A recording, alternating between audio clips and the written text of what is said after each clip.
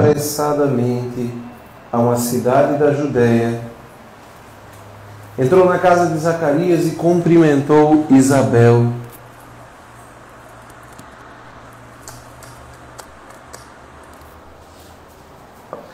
Quando Isabel ouviu a saudação de Maria, a criança pulou no seu ventre.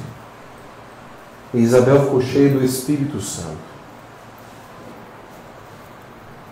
Com um grande grito exclamou: Bendita és tu entre as mulheres, e bendito é o fruto do teu ventre. Como posso merecer que a mãe do meu Senhor me venha visitar?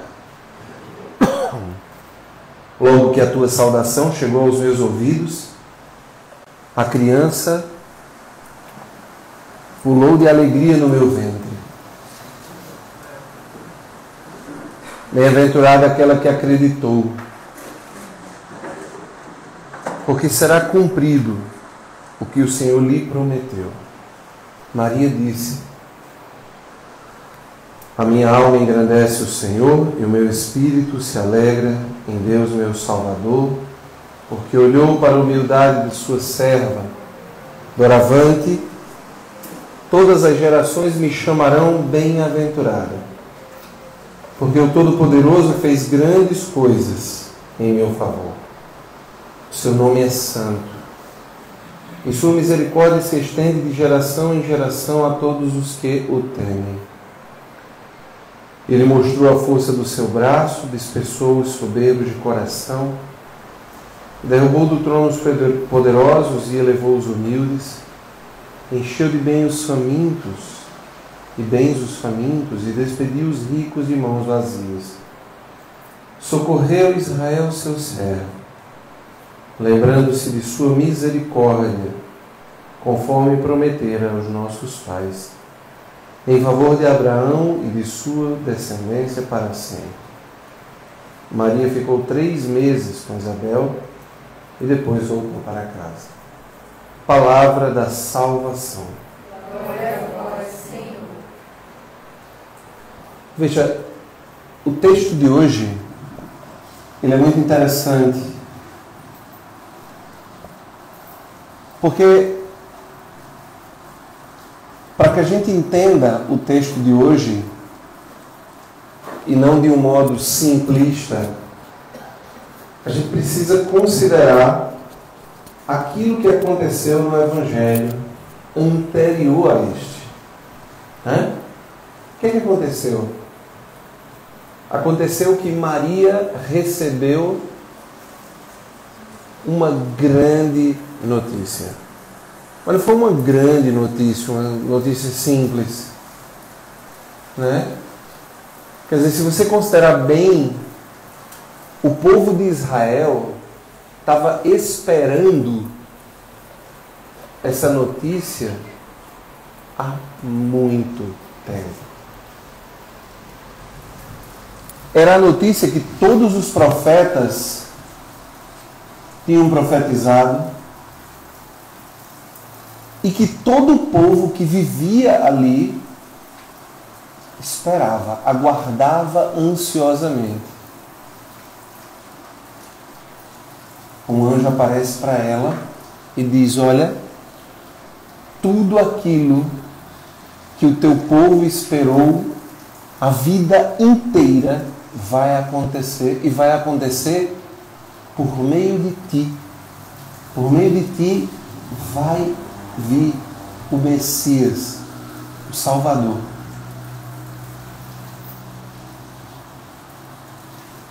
Ora, por que eu quis dar um passo atrás? Eu quis dar um passo atrás para que a gente pudesse entender uma coisa que a gente falou ao longo do mês de maio inteiro, e hoje encerra o mês de maio. Eu queria encerrar o mês de maio com Nossa Senhora. Mas ela, nesse momento, é a prefiguração de tudo aquilo que a gente escreveu, de algum modo, durante esse mês de maio. Porque, veja, não dá para entender alguém que recebe uma notícia tão grandiosa, você vai ser a mãe de Deus. Não é tipo assim, olha, o Santíssimo Sacramento vai para a tua casa, ou a imagem peregrina vai te visitar. Ou tipo assim, olha, o Papa João Paulo II decidiu dar uma parada na casa de Shirley.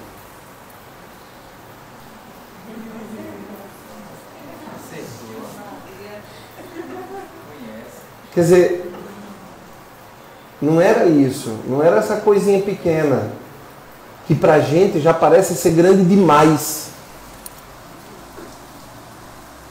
Eu falei de João Paulo II, mas Cris, por exemplo, sonha com o Papa Francisco. Né?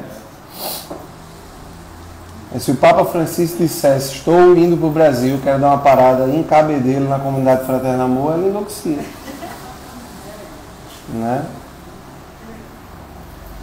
Isso que para nós parece ser grande demais, não chega nem perto, nem o cheiro daquilo que Nossa Senhora experimentava na anunciação do anjo. Você vai ser mãe de Deus. O Deus eterno, todo-poderoso, que inspirou gerações e gerações e gerações e gerações, que fez com que os autores sagrados descrevessem como foi que ele mesmo criou o mundo e como ele criou o homem. Aquele Deus, ele vai estar na tua barriga numa forma de criança. É uma notícia estupenda. E o que é que Maria faz depois dessa notícia tão grandiosa? Ela vai e anda alguns dias, eu acho, né? Suponho. Nunca fiz esse estudo assim do cálculo geográfico do quanto Maria andou. Eu realmente não me lembro. Eu sei que ela andou muito e andou subindo montanhas. Isso a gente sabe. Subindo montanhas, grávida, subindo montanhas. Para quê? Para servir a Isabel. E ninguém mandou ela ir. Não foi tipo assim, o anjo mandou ela ir. Não, o anjo não mandou ela ir. O anjo disse, olha, também Isabel, tua parenta, está grávida. Né? Já vai o 6º mês daquela que era estéril. Porque para Deus nada é impossível, e assim termina o texto. Lembram que a gente falou assim, na vida de um santo, as ações dele não podem ser explicadas se você tirar Deus. Quer dizer, não dá para explicar alguém que tenha recebido uma mensagem de tamanha grandeza e servir.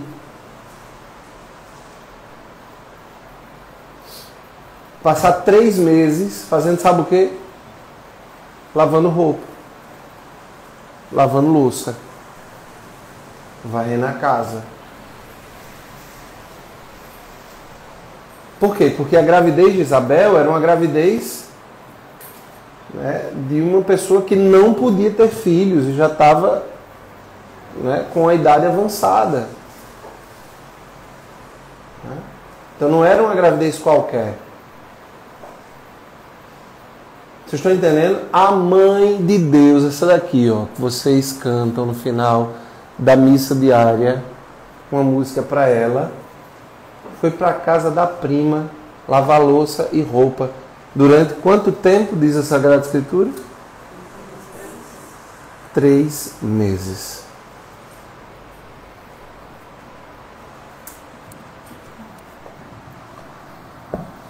Não é possível explicar a vida de um santo se você tira Deus.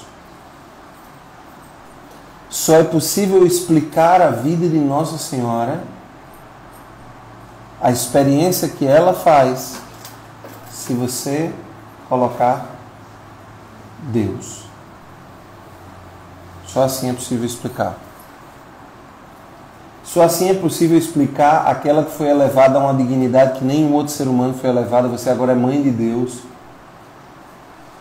Não é mãe de Andrei, nem de Kiara, nem de Guto. É mãe de Deus. Você foi elevada a uma dignidade que nenhum outro ser humano foi. Não dá para explicar como alguém que foi elevado a essa dignidade então se rebaixa. Vai fazer o quê? Servir. Não é?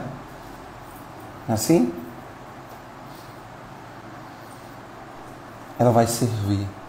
Ela vai se rebaixar. Mas veja, também no texto anterior a esse, Maria, de algum modo, também já prefigura isso que ela vai fazer. Ela diz, olha, eis aqui a... Essa é uma palavra ruim, porque ela não descreve a totalidade do fenômeno.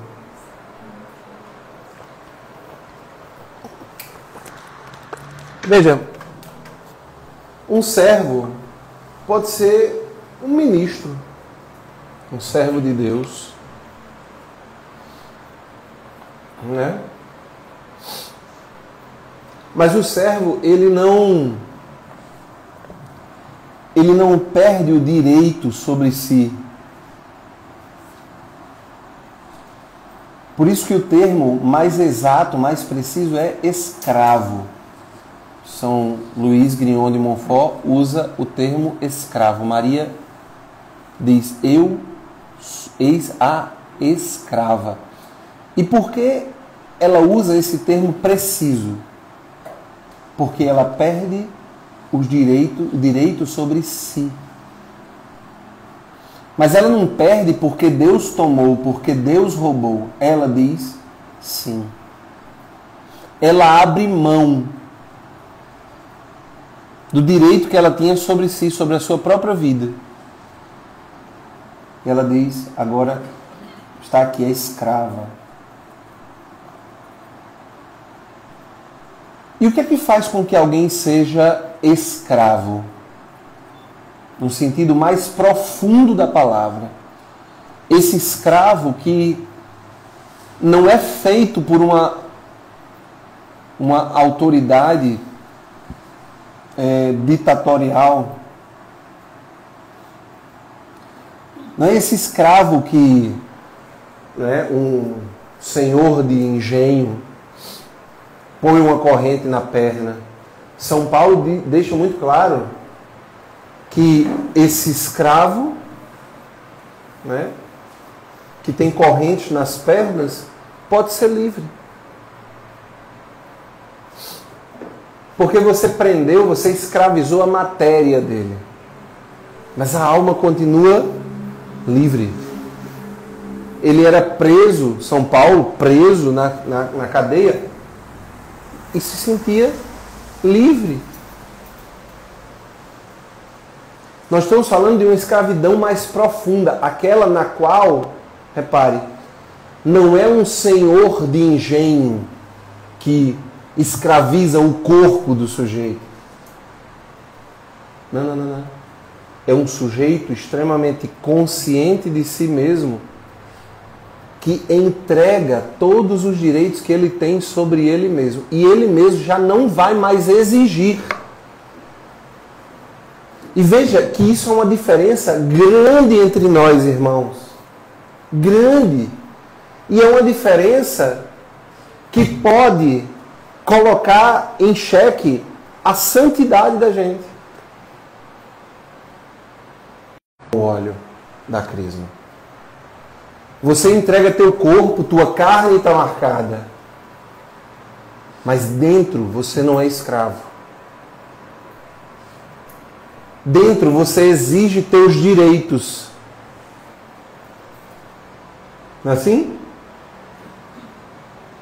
Convencionou-se chamar esse tipo de gente de católico de IBGE. Né? É aquele cujo corpo pode até estar amarrado por um sinal, mas parece que a alma continua rebelde, a alma não é escrava. A alma continua dizendo assim, olha, eu tenho direitos. Né? Continua dizendo a Deus, eu tenho direitos. Olha, se eu te sirvo, tu deveria me dar isto, tu deveria me dar aquilo.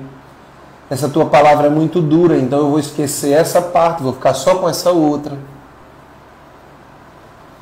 Maria, ela não faz isso. Ela entrega tudo o que ela é.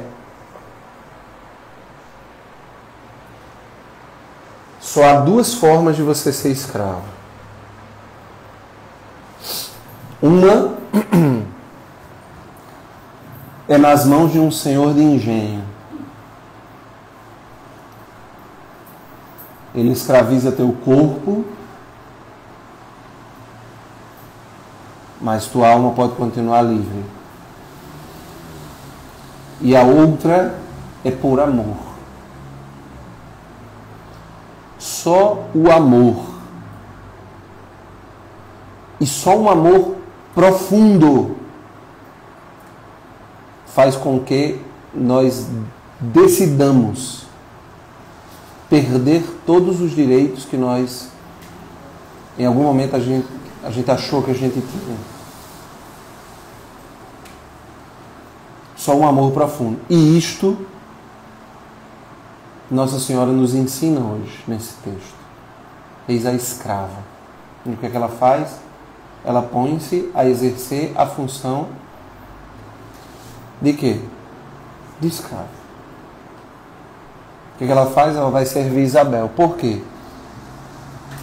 Porque se o anjo falou que Isabel foi abençoada por Deus com uma gravidez, né, na velhice de alguém que não poderia ter filho, então ela entendeu, é vontade de Deus, se é vontade de Deus, então eu tenho que fazer alguma coisa, porque é vontade de Deus, entendeu? E eu sou escrava de Deus, então eu não tenho direitos, eu vou só fazer mesmo.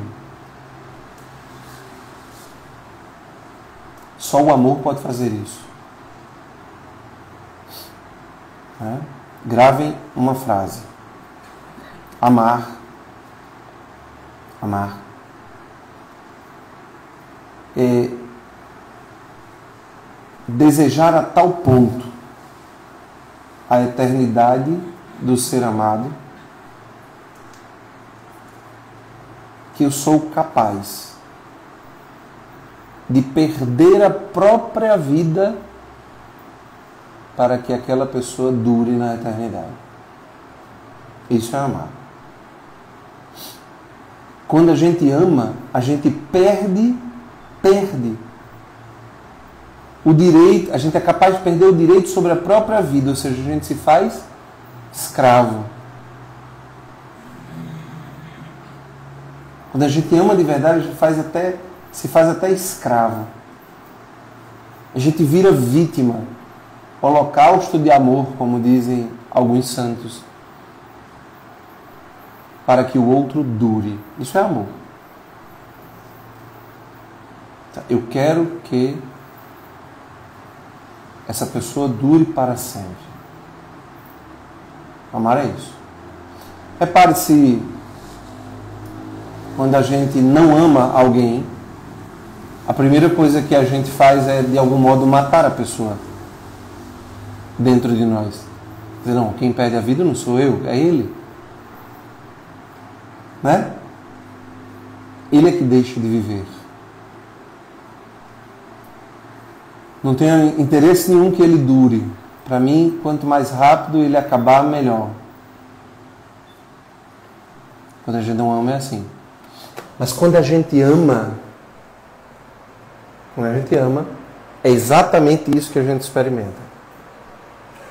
A gente experimenta a graça do desejo profundo da duração.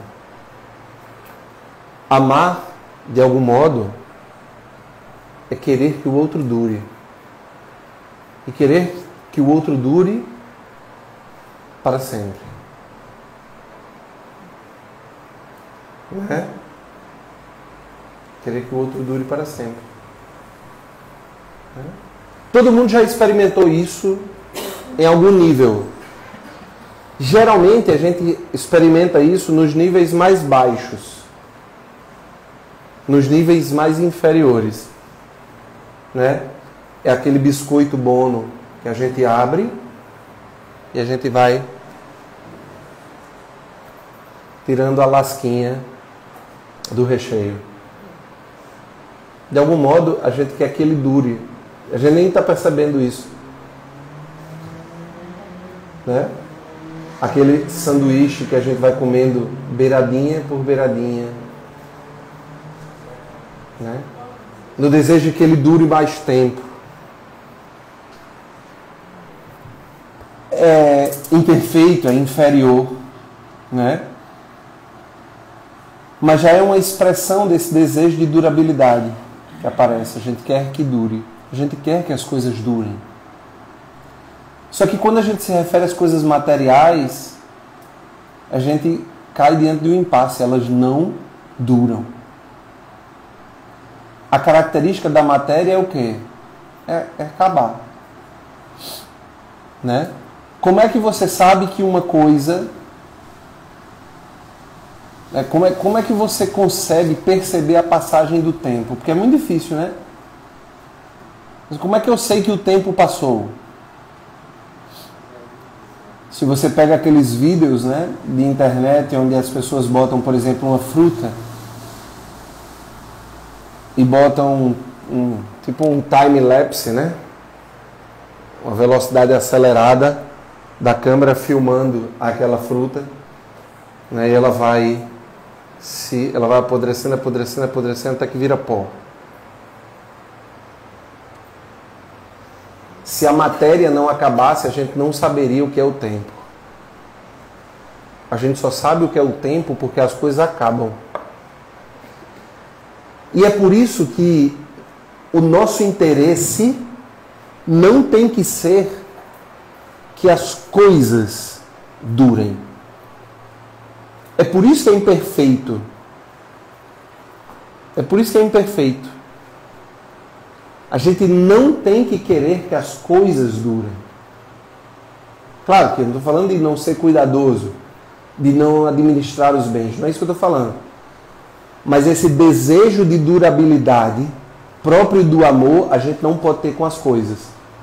Quando a gente ama as coisas, tá? A gente cria anzóis que nos prendem nesse mundo. Quando a gente ama as coisas, a gente sempre vai se frustrar, a gente vai sempre ficar triste porque elas acabam. É aquele lençol que você usa desde quando você tinha 3 anos de idade e você carrega até hoje e ele vai caindo o farelo. E vai deixando o farelo onde quer que você leve. Né? Você vai se frustrando porque as coisas vão, elas acabam. Entendeu ou não?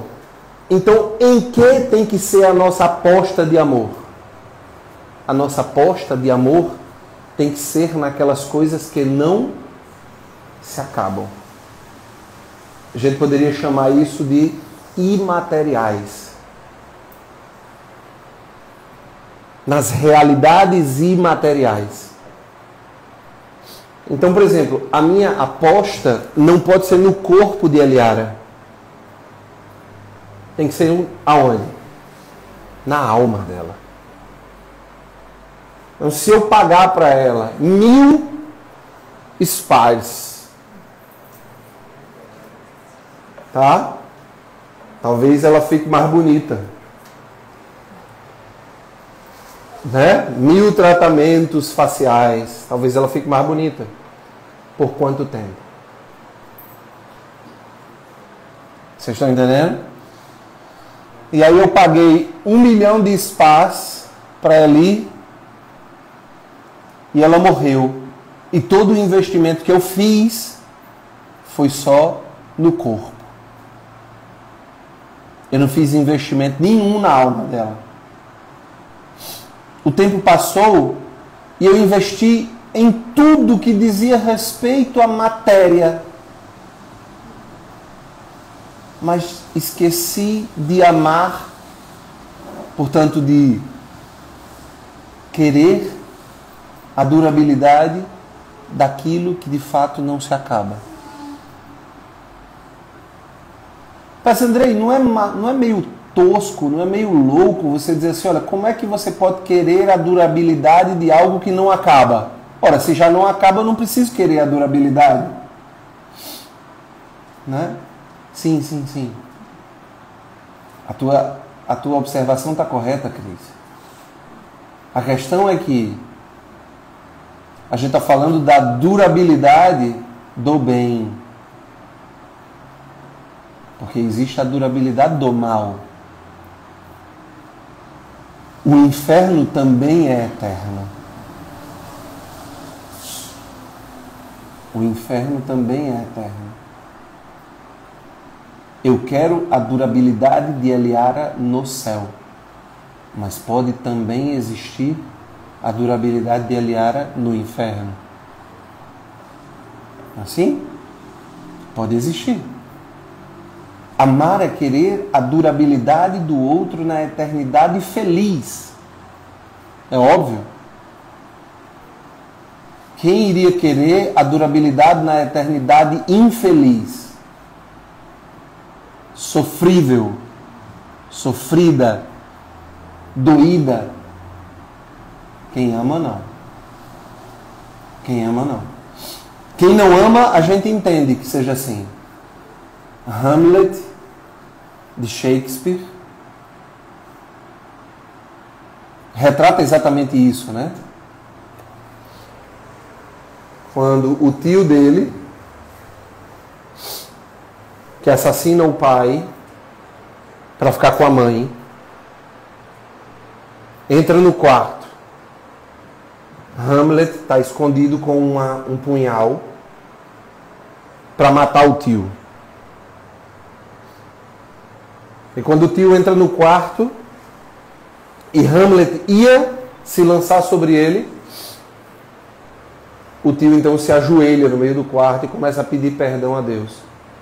E Hamlet recua para detrás da cortina novamente. Por quê? E ele diz: porque se eu o matasse agora, poderia ser que ele se salvasse. Isso é o quê? Isso é o ódio. Isso é a vingança. A vingança não é aquela que a gente faz quando é adolescente. Né? Eu já falei isso várias vezes. Vingança de adolescente é... Tá ligando para mim, né? Eu vou deixar tocar 5 vezes. Porque mandei mensagem, não me responderam. Essas vingancinhas de adolescente, que são as vinganças da gente, né? Vou passar 3 dias sem dar nem sinal de vida. Isso não é vingança. Tá? Isso não é vingança. Isso é meninice. Vingança é quando você quer a durabilidade da eternidade do outro no inferno. Isso é vingança. Eu quero que ele sofra eternamente. Isso é vingança. Isso é o ódio verdadeiro, sabe? O ódio verdadeiro. Pois muito bem. O que é que Nossa Senhora faz no dia de hoje? Ela visita sua prima, porque ela é escrava. E por que ela é escrava? Porque ela ama a Deus de um modo tão profundo, e assim, no caso dela, não dá para ela querer que Deus dure, né? Porque Ele é Deus. E como não dá para ela querer que Deus dure, então ela quer durar ao lado dele Não é assim? Então ela decide perder todos os direitos para que ele governe de tal modo a vida dela para que ela não perca de modo algum a oportunidade de durar ao lado dele para sempre. O santo é exatamente assim. O santo, ele olha e ele diz assim: eu estou disposto a perder tudo, abrir mão de tudo, desde que eu não perca a Deus. Desde que a minha eternidade junto dele não seja colocada em risco. Então eu posso perder tudo. Como Santa Inês de Roma, que aos 12 anos foi decapitada, porque ia ser forçada a casar com o governador romano, o prefeito, se eu não me engano, de Roma. E para não ser forçada a casar com ele, porque ela queria guardar a castidade, então ela se entrega ao martírio e é decapitada. E a sua cabeça, seu crânio, está lá na igreja de Santa Inês, na Piazza Navona,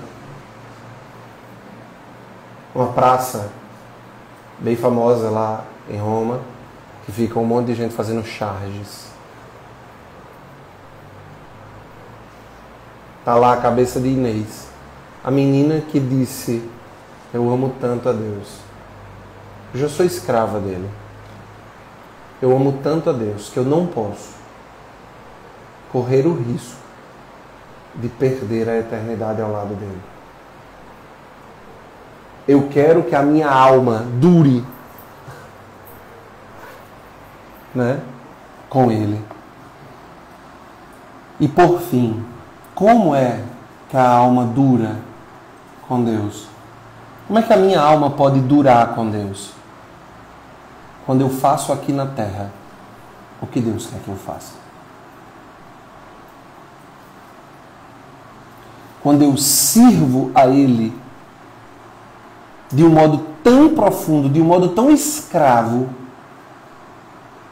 que já não sou mais eu, é Ele quem vive, é Ele quem se oferta, é Ele quem se entrega por mim, em mim. Antes de São Paulo, Nossa Senhora já tinha dito isso.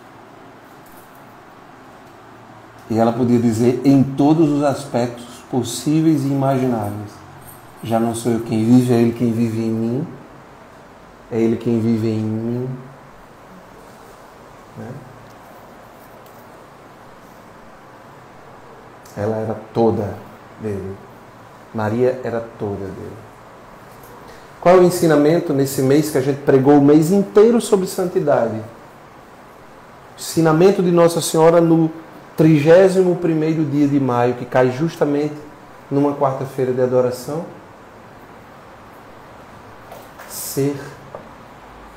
Amar é de algum modo ser escravo. É de algum modo perder todos os direitos. Para quê? Para que dure. A minha alma na eternidade com Deus e tudo aquilo que Deus quer que dure. E eu posso ajudar. Amar é isto. É servir de tal modo. Servir e entregar a minha vida de tal modo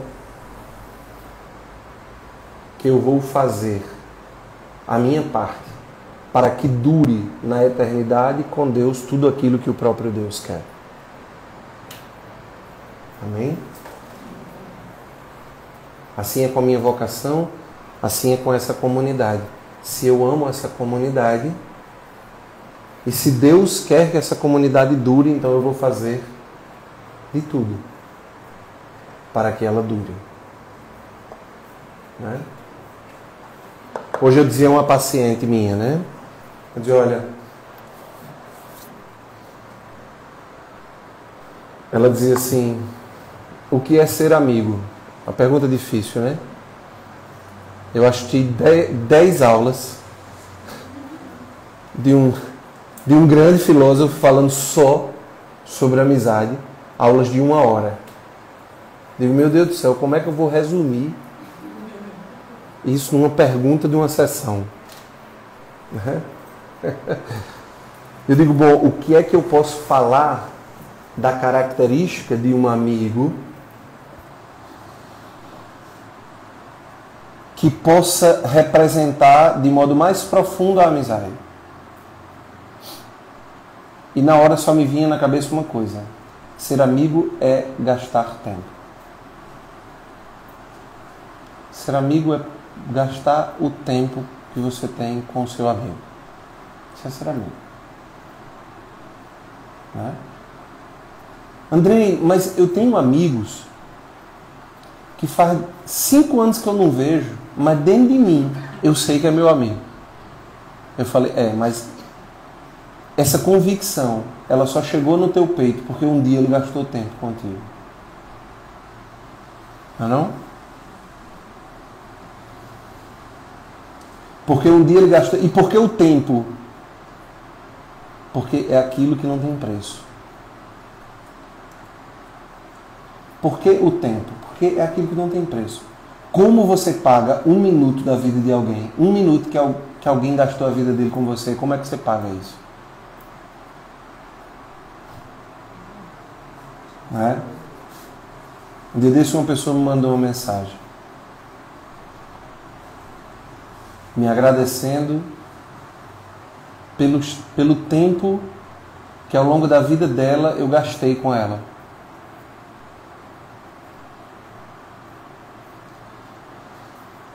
E quando essas coisas acontecem, eu não fico vaidoso, eu fico pensativo.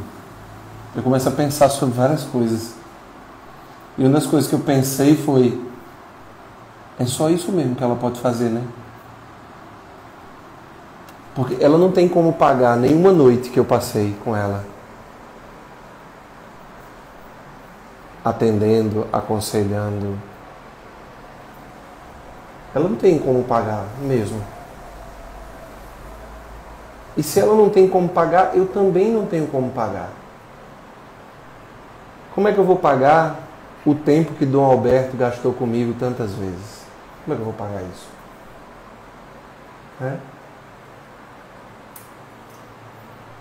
Se a gente fosse olhar... Deus, já passei do meu tempo. Mas fiquem com isso. Se a gente fosse olhar, porque está dentro do tema, né? Nossa Senhora foi gastar 3 meses com Isabel. E quando ela chega, Isabel toma um susto brutal, né? Que honra. Né? Como posso merecer que a mãe do meu Senhor venha me visitar? Coitada de Isabel, pensou que Nossa Senhora tinha ido só visitar. Ela passou 3 meses trabalhando, né? Literalmente como escrava. Então imagina, né? Isabel podia dizer: a mãe de Deus trabalhou para mim. Ela gastou 3 meses do tempo dela comigo. Como é que eu posso pagar isso? Eu não posso. Eu não tenho como. Né?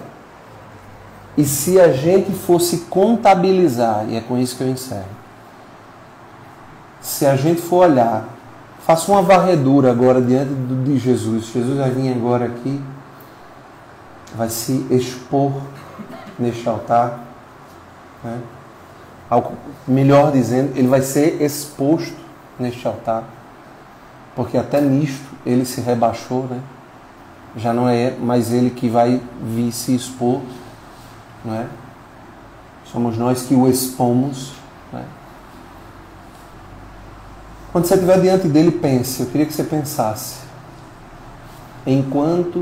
quantas pessoas e quanto tempo já foi gasto com você. quantas pessoas e quanto tempo essas pessoas já gastaram com você. Se você tiver a abertura de alma para fazer essa meditação, eu posso te garantir, nunca mais vai sair da tua boca um negócio chamado gratidão. Nunca mais vai sair. Vai ficar na tua boca o tempo todo. Gratidão, gratidão, gratidão, gratidão. Ou dito de um outro modo, nunca mais você vai ser ingrato. Porque a quantidade de pessoas que gastaram tempo com você ao longo da tua vida, gastaram aquilo que você não pode pagar. Não? Tenho certeza que não foram poucas, nem foi pouco tempo.